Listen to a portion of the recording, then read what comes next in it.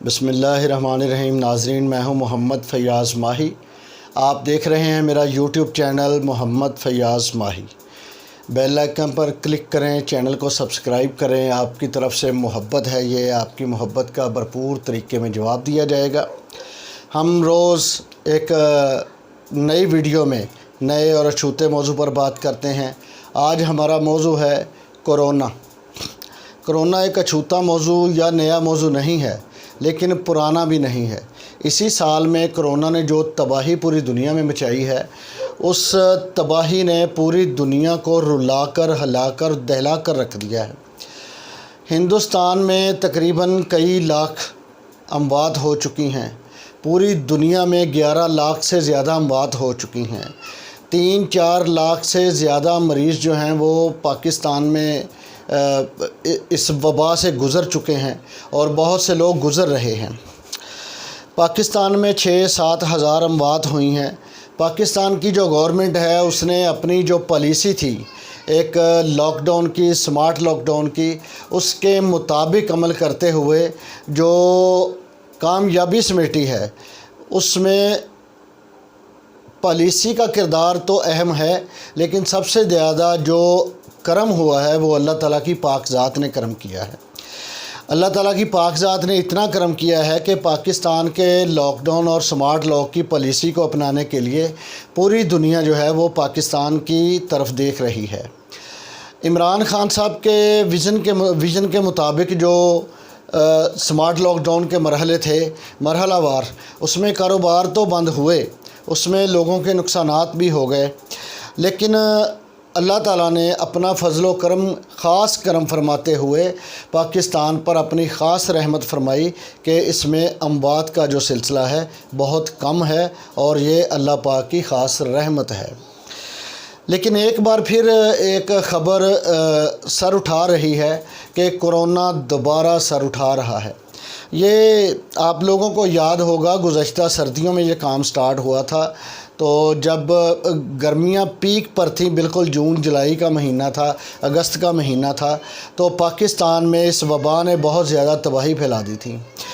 ہمارے بہت سے لوگ، ہماری خاص کر خواتین، جنہوں نے بازاروں میں عید الفطر کے موقع پر، رمضان المبارک میں خریداریاں کی، شاپنگز کی، انہوں نے کرونا کو بالکل ایسا سمجھا کہ کرونا ایک محض ڈھونگ ہے جو گورنمنٹوں کی طرف سے، امریکہ کی طرف سے یا چائنیز یا انڈین یا کسی بھی ملک کی طرف سے اس ڈھونگ کو رچا کر پوری دنیا کو ذہنی طور پر مفلوج کیا جا رہا ہے۔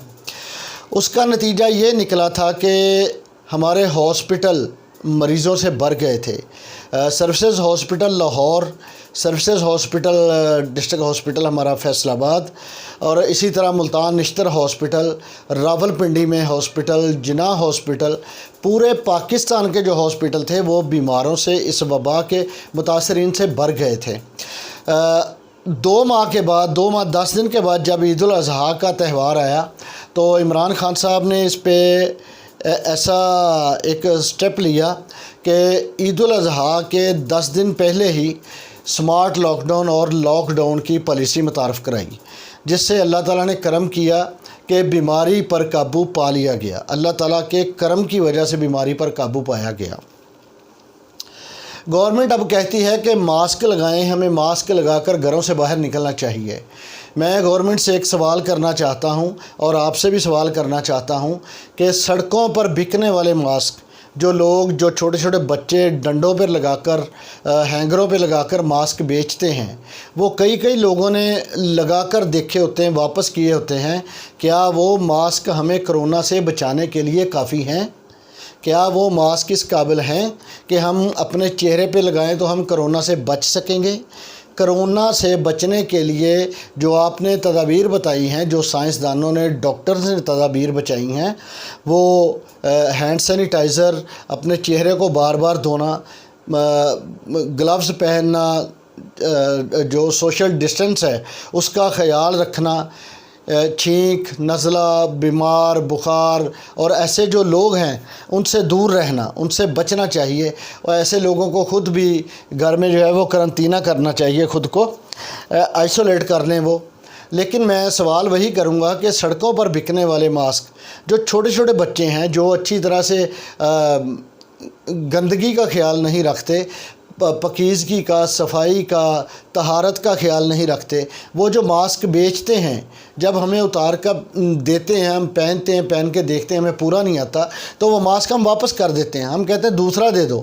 وہ پھینکتا نہیں ہے، وہ ضائع نہیں کرتا، کیونکہ اس کی دکانداری ہے، اس کا نقصان ہوگا۔ وہ ماسک دوبارہ ڈنڈے پہ یا اپنے ہینگر پہ لگا لیتا ہے۔ ہمیں جو فٹ ہے ہم نے لگا لیا، پیسے دیے، چلے گئے، لیکن ہمارے بعد آنے والا وہ اسی ماسک کو پہن کے لے جاتا ہے پیسے دے کر۔ کیا وہ ماسک ہمارے لیے سیف ہیں؟ یہ بات۔ دوسری بات، بہت سے لوگوں نے، بہت سے تاجر بھائیوں نے، تاجر برادری نے یہ کہا کہ ہمارا بہت سا نقصان ہوا گزشتہ 6-7 ماہ کے درمیان۔ تو ہمارے جو ورائٹیز تھیں، کپڑے کی ورائٹیز، شوز کی ورائٹیز، گارمنٹس کی ورائٹیز، وہ سب بیکار ہو گئیں۔ تو تاجر بھائیوں نے ایک طرف یہ بھی کہا کہ ہم نے بہت سا مال سیل بھی کیا ہے، دکانوں کے شٹر بند کر کے ہم نے جو ہمارے کسٹمرز تھے ان کو ڈیل کیا ہے، آن لائن بھی ڈیل کیا ہے، مال کی جو فارورڈنگ گڈز ٹرانسپورٹ کا کام تھا وہ کبھی بھی ایک دن بھی نہیں رکا، اس کے ذریعے مال پاکستان سے باہر اندر آتا جاتا رہا ہے، پاکستان میں بھی سپلائی ڈلیوری ہوتی رہی ہے۔ جو تاجر بھائی کہتے ہیں کہ ہمارا بہت زیادہ نقصان ہوا ہے، اس نقصان کے بدلے اگر اللہ تعالیٰ نے آپ کو جان دے دی ہے، زندگی بخش دی ہے، تو کیا وہ نقصان ہے یا یہ نقصان ہے، یا پھر یہ ایک بہت بڑی ہماری اچیومنٹ ہے جو اللہ تعالیٰ نے ہم پہ کرم کیا ہے؟ ہمارے کچھ نقصان کے بدلے اللہ تعالیٰ نے ہمیں زندگی دی۔ 2-4 سال میں، 2 سال میں، 4 سالوں میں آپ کا نقصان تو پورا ہو جائے گا، تاجر برادری کا جو نقصان ہے وہ تو پورا ہو جائے گا، لیکن سب سے زیادہ نقصان جو ہوا ہے وہ سٹوڈنٹس کا ہوا ہے، جو طالب علم ہیں ہمارے، جن کا 1 سال ضائع ہو گیا۔ ضائع تو ان کا سال نہیں ہوا، ان کو پروموٹ کر دیا گیا اگلی کلاسز میں، لیکن جو فرسٹ ایئر کا طالب علم تھا، جو 9 کلاس کا طالب علم پروموٹ ہو کے 10 کلاس میں آ گیا، فرسٹ ایئر کا سیکنڈ ایئر میں آ گیا، جب ایک وقت گزرے گا تو جو فرسٹ ایئر میں نہیں پڑھ سکے، 9 کلاس میں نہیں پڑھ سکے، 8 میں نہیں پڑھ سکے، جب ان سے اس سلیبس میں سے کویسچن آ جائے گا، کویسچن پوچھا جائے گا، تو وہ تو پھر ایک دوسرے کا اسٹوڈنٹس منہ دیکھیں گے، اپنے بچوں کو کیا بتائیں گے۔ سب سے زیادہ نقصان ہمارے تعلیمی محکمے میں ہوا ہے، تعلیمی شعبہ میں ہمارا سب سے زیادہ۔ تعلیمی شعبہ تو پہلے ہی زوال پذیر تھا، اس پر مزید یہ ایک وبا نے جو اپنا کام دکھایا، اس نے اسٹوڈنٹس کے لیے ایک ایسا کر دیا کہ جیسے ان پر ایک قیامت کی لہر گزر گئی، کیونکہ وہ اپنا سلیبس پورا نہیں کر سکے، اپنا جو ان کا سلیبس کا جو پوری ایک کہہ سکتے ہیں کام تھا، وہ اس کو پڑھ نہیں سکے، لکھ نہیں سکے، یاد نہیں کر سکے، کیونکہ کلاسز نہیں ہو رہی تھیں، ٹیچرز نہیں آ رہے تھے۔ جو آن لائن کلاسز تھیں ان میں سے 80% کے پاس تو موبائل نہیں تھے، اگر موبائل تھے تو ای میلز نہیں تھے، تو اس طرح وہ بچے آن لائن تعلیم حاصل کرنے سے بھی رہ گئے۔ سب سے زیادہ جو نقصان ہمارا ہوا اس کرونا کی وجہ سے، وہ نقصان ہے ہمارے ڈاکٹرز، جن کا انتقال ہو گیا اس بیماری کے دنوں میں، جنہوں نے عام مریضوں کے لیے اپنے آپ کو وقف کر دیا تھا۔ وہ ڈاکٹر قابل احترام ہیں، وہ میڈیکل کا جو عملہ ہے، وہ پیرا میڈیکل سٹاف ہے، وہ قابل احترام ہے، انہوں نے اپنی جانیں قربان کر دیں۔ وہ ان کا درجہ جو ہے وہ شہداء میں، وہ لوگ شہداء میں شامل ہو گئے۔ ہمارے علماء کرام، بہت سارے علماء کرام باری باری یکے بعد دیگرے 1 ماہ میں ہی ہمارا ساتھ چھوڑ گئے، تو شریعت کے مطابق جو ہم نے سیکھنا تھا ہم اس سے بھی محروم ہو گئے۔ اور پھر ہمارے ججز، ہمارے وکیل، ہمارے شاعر، ہمارے ادیب حضرات بہت زیادہ اس کرائسس سے گزرے ہیں، کچھ کا انتقال ہو گیا، اللہ تعالیٰ کو پیارے ہو گئے اس بیماری کی وجہ سے۔ اس بیماری نے ایک بہت بڑا دھچکا دیا ہے پوری دنیا کو، پوری دنیا کی معیشت ہل کر رہ گئی ہے۔ جو لوگ جو ملک قرض دیتے تھے وہ قرض لینے والوں میں بن گئے ہیں۔ سب سے پہلے چائنا میں، یہ ووہان شہر میں یہ وبا کا آغاز ہوا، انہوں نے بہت جلد قابو پایا اس پہ۔ 2 ماہ تک انہوں نے اپنے صوبے کو بند کر دیا، टोटली सूबा उन्होंने क्लोज़ करके इस पर काबू पा लिया। फिर इटली में बहुत ज़्यादा नुकसान हुआ इसका, जो जर्मनी है उन्होंने बहुत ज़्यादा काबू किया और उन्होंने तो बाकायदा ज़ीरो होने पर, इस वबा के ज़ीरो होने पर जश्न मनाया था। जसिंडा आर्डनर जो हैं उनकी प्राइम मिनिस्टर, एक बार फिर से वो प्राइम मिनिस्टर बन गई हैं। तो इस वबा ने पूरी दुनिया को हिला कर रख दिया है। हम इससे बचने के लिए क्या कर सकते हैं? हम मुसलमान हैं, पाकिस्तान में रहने वाले हैं, तो हमें 5 वक्त वज़ू करना चाहिए, जो हमारा सबसे बेहतरीन सैनिटाइज़र है। 5 वक्त हम वज़ू करते हैं, हाथ धोते हैं, चेहरे को धोते हैं और दुरूद शरीफ भी पढ़ते हैं, अल्लाह ताला का विरद करते हैं, अल्लाह करीम को सजदे करते हैं, नमाज़ पढ़ते हैं और कुरान करीम की तिलावत करते हैं। ये सबसे बड़ी वजह है जो अल्लाह करीम ने हम पर करम किया है कि हम लोग नबी करीम सल्लल्लाहु अलैहि वसल्लम की उस उम्मत में शामिल हैं कि जिन पर अल्लाह ताला का ख़ास करम है। अब तो रबीउल अव्वल का माशाल्लाह महीना है, आज 2 रबीउल अव्वल है, तो रबीउल अव्वल के महीने में जितना भी दुरूद शरीफ पढ़ा जाए वो मैं समझता हूँ कि कम है, उसकी तादाद ना हो। वो उसको इस अंदाज़ में पढ़ें कि ये दुरूद शरीफ तो हम आका अलैहिस्सलातु वस्सलाम की ज़ात मुक़द्दस पर भेजने के लिए पढ़ रहे हैं, लेकिन हम अपने आप को संवार रहे हैं। दुरूद शरीफ हमारी ज़ात को संवारता है, निखारता है।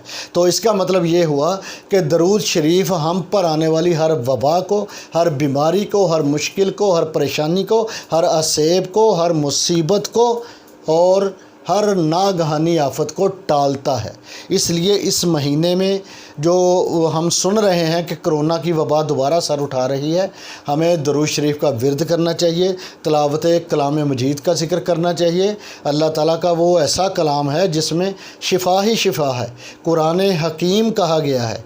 कुरान हकीम, हर बीमारी का इलाज कुरान हकीम, कुरान मजीद में मौजूद है। तो मैं आप दोस्तों से दरख्वास्त करूंगा कि जब आप मास्क ख़रीदें अपने लिए तो इस बात की एहतियात करें वो सड़क पर गिरा हुआ ना हो, वो डंडे पर लगा हुआ ना हो। 200 रुपये का डिब्बा मिलता है बाज़ार में, 50 मास्क होते हैं, वो 4 रुपये का पड़ता है। एक डिब्बा घर में ला कर रखें, उसको इस्तेमाल करें। सैनिटाइज़र जो है वो इस्तेमाल करें, सोशल डिस्टेंस का ख्याल करें। जश्न ईद मिलादुन नबी सल्लल्लाहु अलैहि वसल्लम का मुक़द्दस त्यौहार आ रहा है 12 रबीउल अव्वल को, उसको इंशाअल्लाह भरपूर तरीके से मनाएंगे। दुरूद व सलाम के गजरे आका अलैहिस्सलातु वस्सलाम की ज़ात मुक़द्दस पर पेश करेंगे। ये कोरोना शरोना हमारा कुछ नहीं बिगाड़ सकता, क्योंकि हम जिस नबी के मानने वाले हैं उन्होंने हमें सब बीमारियों का इलाज यही बताया है कि दुरूद सलाम, मुझ पर दुरूद पढ़ो, मैं सुनता हूँ। परेशानी की हालत में, बीमारी में, मुसीबत में, दुख में, तकलीफ़ में दुरूद शरीफ को अपना शुआर बना लो, अपना वतीरा बना लो। इंशाअल्लाह हर बीमारी हमसे दूर रहेगी। अस्सलामु अलैकुम।